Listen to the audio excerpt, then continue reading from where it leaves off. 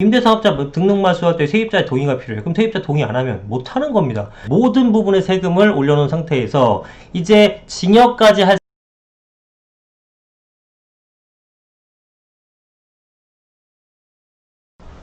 네, 안녕하세요. 반갑습니다. 이승훈 소장입니다. 자, 7.10 대책 이후에, 지금 뭐 기사들이 많이 나오고 있는데, 봐야 될 것들이 계속 매일매일 새롭게 나오고 있죠.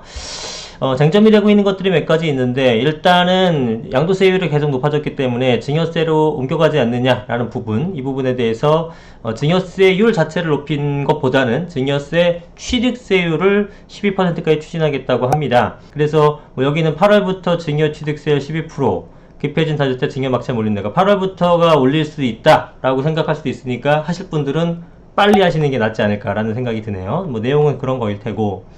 자, 보완책도 나온다니 다들 눈치만 보느라 거래가 실종. 이것도 뭐 헤드라인만 보면 알 것 같습니다. 지금 아무도 움직이지 않고 있다라는 거, 뭐 여러분들 다 아시는 내용입니다. 그런 내용이고. 심상치 않은 여론에 경부세 예시 자료집까지 낸 정부. 요거는 제가 종부세 다른 영상으로 지금 이미 찍어 놓은 게 있거든요. 거기 이제 업로드 되면은 알려드릴 거예요. 그게 먼저 올라갈 수도 있겠네. 하여튼 영상이 있으면 한번 올려드리고, 요거가 이제 실제로 어느 정도 여러분들이 세부담이 있는지, 종부세 납부하시는 분들, 그거에 대해서. 그리고 미래의 종부세 납부자. 나는 이제 부동산이 많이 오를 거야. 라고 생각하시는 분들, 그런 분들도 한번 보시고 참고하셨으면 좋겠습니다. 여하튼 간에, 지금, 너무나 이제 세부담이 과도한 거 아니냐. 그러니까 뭐 다주택자가 과도한 거는 이해를 하는데, 투기꾼이 아닌 1주택자한테 너무 과도한 어떤 종부세가 제시되는 거 아니냐라는 그런 여론이 있어서 거기에 대한 그 자료집을 냈다고 합니다. 자, 이제 그것 중에 하나가 장기보유 고령자 같은 경우는 공제가 있어요. 지금 80%까지 추진했는데 지금 현재는 70%까지만 알고 있는데요. 그 내용이 뭐냐면은 이제 그 나이가 이제 좀 고령자이신 분들은 좀 혜택을 받는 것이 있고, 그 다음에 그 1주택을 오랜 기간 장기 보유했으면은 혜택을 주는 것들이 있습니다. 그게 이제 어떤 거냐면은 65세에서 70세 고령자는 30%를 공제받고 심지어는 15년 40% 공제. 이거 이제 그 보유 기간에 따라서 차등되는 겁니다. 무조건 이렇게 받는 것이 아니고요. 그 다음에 고령자도 60세 이상, 65세 이상, 70세 이상에 따라서 차등해서 받게 되는 건데, 여하튼 그렇게 뭐 30%, 40%, 70% 공제받으면은 뭐 실제로 많이 나온다고 하더라도, 한 500만원 나온다고 하더라도 한 150밖에 안 내는 거니까 크게 부담이 없는 거죠. 그래서 실제로 예를 들은 거겠지만 65세 1주택자 CC는 공시가 31억 원짜리지만 756만원에서 내년 882만원 126만원만 더 내게 된다. 왜? 공제를 많이 받았기 때문에. 그러나 공제를 받지 못한 60세 미만인 58세가 3년밖에 보유 안 했다. 이런 것들은 1892에서 2940만원으로 1048만원 오르는 거죠. 이분도 58세에 3년 보유한 1주택자면은 55세까지 무주택자고 투기꾼이라 볼 수 없죠. 그러나 이런 분들은 공제 혜택을 못 받기 때문에 상당한 부담이 된다. 투기꾼이 아닌데 이렇게 하면 되겠느냐라고 하는 거죠. 여하튼 뭐 정책적으로 모든 것들을 다 커버할 수 없기 때문에 이러한 어떤 세세한 부작용이 나타나는 거고, 그 부작용에 대해서 잘 눈여겨보고 있다가 보완책을 마련하는 게 바로 정책이기 때문에 그렇습니다. 자, 그래서 이제 종부세 인상으로 전세금이 폭등할 수 있다는 우려, 이거 당연히 우려가 생기죠. 당연히 전가하게 되니까. 근데 가능성이 낮다라고 얘기합니다. 근데 이런 이런 인식을 갖고 계시면 안 돼요. 그러면 또 넋놓고 있다가 뭐 일이 불거져야 되는 건데 미리미리 가능성이 낮다고 생각하시면 안 됩니다. 그럴 우려가 있죠. 그 가능성이 낮다고 하더라도 항상 고민하고 있어야 됩니다. 올해 하반기 수도권 아파트 입주 물량이 11만 채로 예년 대비 많은 수준. 근데 내년이나 내후년부터 없어요. 그거는 또 생각 안 하시죠? 임대차 3법이 기존 계약에도 적용돼 임차인들이 피해보지 않도록 하겠다. 그래서 제가 볼 때는 임대차 3법, 전세가 높아질 우려에 대해서 고민하고 있을 걸로 생각이 듭니다. 정부도. 다만 언론에서 저희도 고민입니다. 이렇게 얘기하면 그것도 말이 안 되잖아. 더 불안해할 거니 사람들이. 그러니까 구두 개입하듯이, 경제 문제 있을 때 구두 개입하듯이 일단은 가능성이 낮다라고 안심을 시켜주고, 실제로는 머릿속으로 또 실제로 회의석상에서 많이 고민을 할 것 같습니다. 그래서 일단 뭐 그 제일 뚜렷한 방법은 임대차 3법을 빨리 통과시키는 거겠죠. 그래서 요거에 대해서 조기 시행이 될 수 있도록 좀 서두르지 않을까라는 생각을 해보게 되죠. 자, 이런 얘기도 있습니다. 종부세와 양도세 함께 높여서 테러를 막았다는 지적에는 어쩔 수 없답니다. 어쩔 수 없다. 어쩔 수 없다. 니네들은 투기꾼 세력들의 불로소득을 차단하기 위해서는 어쩔 수 없이 우리가 다 받아야 된다. 뭐 이런 입장을 취하고 있습니다. 이거는 제가 여러 번 지적을 했지만 뭐 투기를 차단하는 건 좋습니다. 투기를 차단하는 건 좋은데 실제로 정부가 저는 투기를 차단하는 것이 최종 목적인 건지 부동산의 시장 안정화가 최종 목적인 건지 그거에 대해서 좀 의심스럽습니다. 예, 요거는 왜냐하면 시장 안정화를 위해서는 양도세를 풀어주게 되면서 공급이 물량이 많이 나오게끔 하는 조치가 필요한 건데 그런 조치보다는 일단 어떻게든 투기를 차단한다는 진짜 실제 그런 의지겠지만 그런 명목하에 세금을 걷는 것에 조금 더 신경을 쓰고 있는 것이 아닌가라는 느낌도 사실 지울 수가 없어요. 왜냐하면 뭐 공급 대책, 뭐 종부세 인상 이런 부분들은 다 맞다고 보는데 양도세를 함께 높이면서 거래량을 끊어놓는 그리고 공급량을 죽이는 이런 것들은 사실 시장 안정에게 도움이 크게 되지 않습니다. 저라면은 뭐 이게 투기 세력이 뭐 돈 벌었다 이거는 좀 보기에 좋은 건 아니지만 그런 거를 어느 정도 일정 부분 인정하되 그렇게 함으로써 전체적인 시장 안정화를 통해서 많은 국민들이 어떤 혜택을 볼 수 있다면 뭐 그런 거 정도는 저는 인정할 수 있다고 봅니다. 예. 그러나 지금은 투기꾼들에 대한 어떤 그 세금 불로소득을 환수한다는 명목하에서 지금 굉장히 여러 가지 부작용이 나타나고 있는 거잖아요. 그럼 뭐가 더 우선순위인지 한번 생각해 볼 필요가 있겠죠. 자, 다주택자들이 세금 폭탄 피하기 위한 우회로로 증여를 택할 우려도 크지 않다고 정부는 설명했다. 양도세는 양도 차익에 대해서 부과하지만 증여세는 주택가격 전체에 부과하기 때문에 일반적으로 증여세 부담이 더 크다. 뭐 틀린 얘기는 아닙니다. 증여세는 증여가액으로 하는 거고 그 양도세는 양도 차익분해해서 하기 때문에 세율이 양도세가 크지만 증여세보다 전체적인 증여세가 세율은 양도세보다 더 작아요. 그러나 증여세액이 양도세보다 큰 경우도 많죠. 예, 그러나 그렇지 않은 경우도 여럿 있습니다. 이거는 케이스 바이 케이스이기 때문에 그렇지 않은 케이스는 내지는 비슷한 경우에는 사실 안 팔고 제3자에게 안 팔고 자녀에게 증여할 확률이 굉장히 높다라고 봅니다. 다음 다주택 세금 폭탄 임대차 3법 불똥 튄 전세시장 뭐 꽁꽁 묶였다 정개가 어쩌고저쩌고 뭐 결국 상승하겠다는 얘기고요. 정부 부동산 규제로 다주택자 무주택 서민 그 누구에도 도움이 된 정책이 아니다. 결국 1조 원이 넘는 세금을 추가로 걷어가게 된 정부만 승자다. 자, 이거 사실 저희가 많이 그 부동산 업계나 이쪽에서 많이 나오는 얘기인데 공개적으로는 사실을 이렇게 뭐 하진 않는데 기사에서 이제 대놓고 나왔네요. 그 세금을 걷는 것이 정부의 목적이다 라고 얘기하는 것이 이제 공공연한 비밀이 아니게 됐습니다. 예, 그렇죠. 그렇게 돼서 정부가 결국은 집값 잡는 데는 생각이 전혀 없고 세수 확보만 해서 어떤 그 표심을 올리는 것에만 신경 쓰는 것이 아니냐 이런 지적들이 있죠. 자, 지금 취득세, 종부세, 양도세, 그래서 취득할 때, 그 다음에 보유할 때, 그 다음에 매도할 때까지 모든 부분의 세금을 올려놓은 상태에서 이제 징역까지 할 생각이니까 징역까지 취득세 인상이 예고됐기 때문에 뭐 세금이 없는 곳이 없죠. 모든 것에 세금을 지금 하고 있다라는 부분입니다. 그리고 유일하게 남은 것들이 유일하게 이제 건드리지 않았다는 부분이 1주택자인데 그러면 모든 국민을 1주택자로 만들겠다는 얘기냐? 다주택자한테 징벌적 세금을 내고 무주택자한테 모든 청약제도를 몰아주게 되면서 모든 사람들이 1주택자로 가는 그런 형태의 획일적인 어떤 삶을 추구하는 것이 과연 또 맞는 얘기인가? 뭐 이런 것도 우리가 고민해 볼 수 없겠지. 이거 어떤 시각에서 바라보느냐죠. 그죠? 결과의 평등을 좀 보여주는 형태가 아닌가라고 싶어서 좀 심히 우려되는 부분도 있습니다. 임대사업자 제도 폐지도 전셋값을 일부 끌어올릴 것이란 분석도 나온다. 정부가 임대사업자 의무기간 내 등록 말소를 허용하는데 이 과정에서 집주인이 바뀌면 등록임대주택이 하루아침에 일반 전셋집으로 이건 잘못된 거죠? 일반 전셋집으로 변경되는 게 그이다. 그게 무슨 얘기냐면 당연히 이제 주택임대사업자의 집에 들어간 세입자는 5% 제한에 걸린 집이기 때문에 안심하고 장기간 거주할 수 있겠다 생각했잖아요. 그런데 이거를 말소했어. 그러면 다시 의무임대를 지킬 이유가 없거든요. 그렇기 때문에 원래 시세대로 다시 회귀시켜버리는 겁니다. 그러면 세입자도 피해를 보게 되죠. 그렇기 때문에 임대차 3법을 빨리 추진하려고 하는 거고 임대차 3법을 소급 적용한다고 하는 거예요. 그죠? 그런 얘기인데 어느 정도 효과가 있을지는 한번 지켜봐야겠죠. 왜냐면 임대차 3법 같은 것들이 지금 시장에 기존의 어떤 과거 사례가 없기 때문에 어떤 효과를 미칠지는 한번 지켜봐야 될 필요가 있을 것 같습니다. 버티던가 서로 바꿔서 징여하던가 지금 다주택자들은 버티기 아니면은 뭐 징여 이런 것들을 이제 고려하고 있다. 뭐 그런 정도의 내용일 것 같고요. 그 다음에 정부 공급 확대 대책에 쏠린 그렇죠. 공급 문제는 중요하죠. 공급 확대 대책에 쏠리는 눈, 집값 안정화 성패가 달렸다. 다주택자 법인 매도 통한 공급으로는 한계 지적.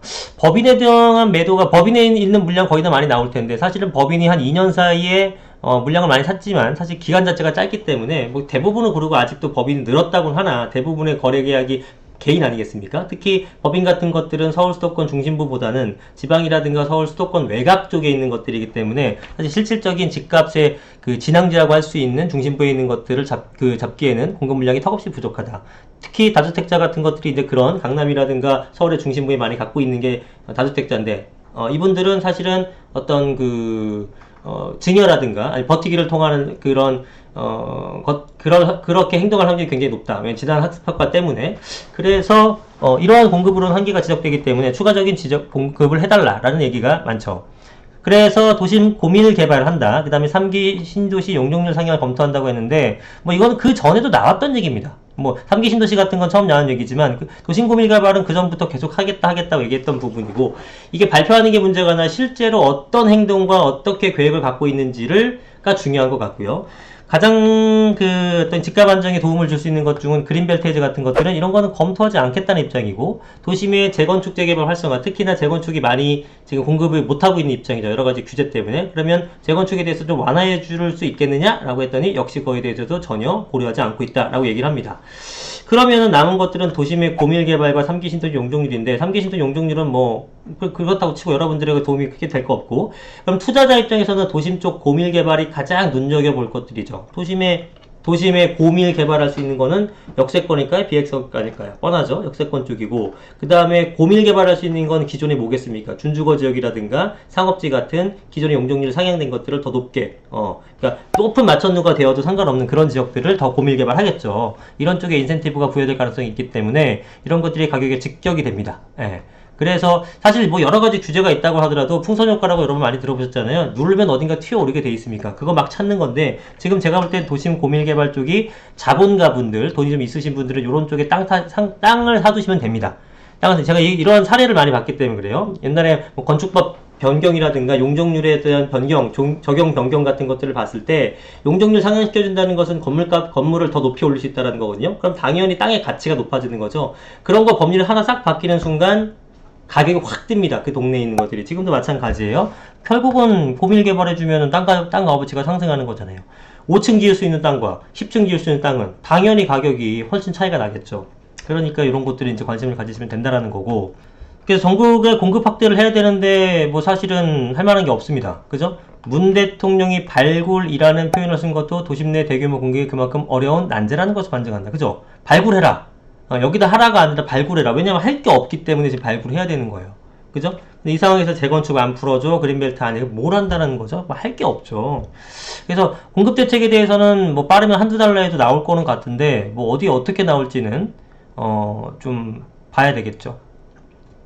해야 될 곳은 서울 주변 지역에 이번에 3기 신도시에 3기 신도시에 포함되지 않은 것 중에서 후보지가 몇 개 있죠. 뭐 그런 데다가 할 수도 있고 전격적으로. 그러나 이제 3기 신도시 발표하고 바로 또 4기 신도시를 발표하는 것도 부담이 좀 되긴 합니다. 3기 신도시가 지금 전혀 진척이 없는 상황에서.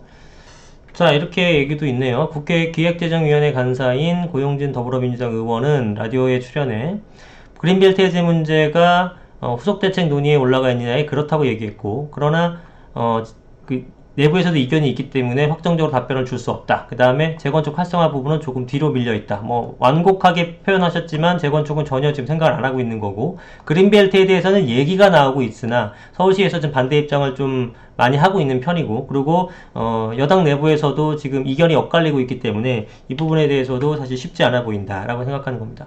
사실 뭐 그린벨트를 절대 풀지 않겠다고 서울시가 얼마 전이 아니라 이제 몇 년 전에 얘기했었기 때문에 사실 그린벨트 문제를 논의하지 않았을 거예요, 처음에. 근데 왜 이런 얘기가 어쨌든 테이블 석상에 올라왔냐면은 그만큼 공급이 부족하다는 것을 반증하는 거고, 공급을 할 곳이 없기 때문에 그린벨트라도 풀어야 되지 않겠느냐, 이런 얘기까지 나온 걸로 보여져요. 그런데 지금 710 대책 보시면 김현미 장관은 어떻게 말씀하셨냐, 주택 공급이 부족하지 않아, 이렇게 얘기하십니다.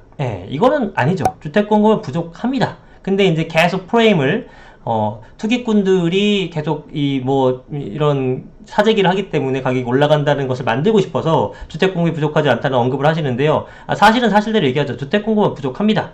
그리고 투기꾼들도 잡아야 되는 거 맞고, 수요도 죽이고 공급도 늘려야지만 됩니다. 어느 한쪽만 지금 해서는 될 문제가 아니에요. 주택 공급 막 하는다고 막 사재 계획이 되면 그 의미가 없는 거고요. 수요를 막 줄인다고 해도 공급이 안 나오게 되면 가격이 올라가는 것처럼 지금 우리 몇 년 동안 느꼈잖아요. 주택 공급과 수요 감소의 투 트랙을 다 우리가 잘 정부가 활용을 하셔야 됩니다. 자, 그 다음에 장기 임대 미든 세입자 임대사업자 등록 말소, 이게 조금 중요한데요. 제가 보니까 지금 이런 내용이 있어요. 자, 보세요. 자, 누구냐면, 최정민 과장은 먼저 아파트 임대사업자의 폐지 후 장기주거를 기대한 세입자의 불이익, 아까 말씀드렸던 것처럼 임대사업자 폐지하게 되면은 5% 인상 제한이라든가 뭐 이런 것들 못하기 때문에 확 금액이 올라갈 수 있어서 세입자가 불이익을 입는 것에 대해서 지난 5월 9일 임대사업자 등록 말소 때 세입자의 동의를 필수 요건으로 하는 민간임대특별법 개정안을 입법 예고한 만큼 이르면 11월부터 적용할 수 있다. 무슨 얘기냐면, 내가 임대사업자 등록 말소하는데 세입자의 동의가 필요합니다. 임대사업자 등록 말소할 때 세입자의 동의가 필요해요. 그럼 세입자 동의 안 하면 못 하는 겁니다. 이분은 임대사업자 등록 말소하거나 등록하거나에 따라서 세금이라든가 재산에 엄청나게 이런 차이가 있고, 뭐 다른 집값에도 영향을 미치기 때문에 그로 인해서 임대사업자를 해지할지 말지에 대한 결정을 해야 되는데, 그거를 누가 결정하냐면 거기 내가 내 집에 살고 있는 세입자가 결정한다는 얘기잖아요. 그게 말이 됩니까? 그게 말이 돼요? 이런 얘기들을 계속 하니까 진짜 이거는 좀 너무 좀 그렇지 않는가? 좀 그렇지 않나요? 아무리 생각해도 임대보증보험 가입 의무도 이것도 솔직히 조금 불만이긴 합니다. 이게 뭐 좋아요. 그 내용은 좋은데 이렇게 얘기하십니다. 세입자의 권리를 보호하기 위한 임대차 3법이 도입되면 과세 혜택을 받고 있는 임대사업자 임대인과의 구분이 없어지죠. 그죠? 임대차 3법이 도입되게 되면 주택임대사업자에 대한 공적 의무가 그냥 일반적이 돼버리기 때문에 굳이 혜택을 줄 필요가 없어지기 때문에 주임사 제도를 없애려는 거예요. 임대사업자의 취지가 세입자의 주거 안정이라기엔 공익적 의무를 부여한 대신 혜택을 준다는 점에서 보증보험 가입을 통해 공익적 의무를 더 높였다고 보면 된다고 했다. 자, 그러면 공익적 의무를 부여했기 때문에 우리가 혜택을 받고 있죠. 주택임대사업자들. 맞아요. 네, 그러면은 너는 혜택을 받고 있기 때문에 계속 공익적 의무를 계속 높이면 됩니까? 계속 높여요? 평생 너는 세입자한테 임대 줘야 된다. 못 판다. 30년 동안 못 판다. 뭐 이렇게 하면 돼요? 안 되죠. 그러니까 처음에 주택임대사업자를 등록을 할 때는 이러한 의무를 지어라. 대신에 너에게 이런 혜택을 줄게라고 홍보를 했잖아요. 그러면 비교해보고 뭐 이런 정도 의무를 부여하네. 그 대신에 이런 혜택을 주네? 어떻게 할까? 해야지. 말아야지. 이걸 결정하는 거잖아요. 근데 이렇게 줘놓고, 혜택은 지금 다 뺏고 있고, 공적 의무는 계속 부과하고 있고, 그러면 이거 뒤통수 치는 거죠. 그렇지 않아요? 예. 공익적 의무를 더 부여할 거면 혜택을 더 주든가. 그쵸? 혜택을 뺄 거면 사실 공익적 의무를 또 내리든가. 이게 아니라 혜택은 다 줄이고 의무는 높여버리게 되면 이게 뒤통수 맞은 거 아닙니까? 주택임대사업자 입장에서는. 그렇잖아요. 그래서 그런 부분이 조금 이게 법의 어떤 신빙성이라든가 신뢰성 부분을 훼손하는 거죠. 할 땐 이렇게 해놓고 계속 바꾸는 거잖아요. 그러면 누가 합니까? 자, 뭐 그렇습니다. 그런 내용들이고요. 그 다음에 김현미 장관은 뭐 이런 지금 710 대책에 관련된 어떤 페이지도 있어요. 자, 일단은 뭐 이거는 다음에 한번 할게요. 지금 내용이 너무 길어졌기 때문에 영상 여기까지 하도록 하겠습니다. 감사합니다.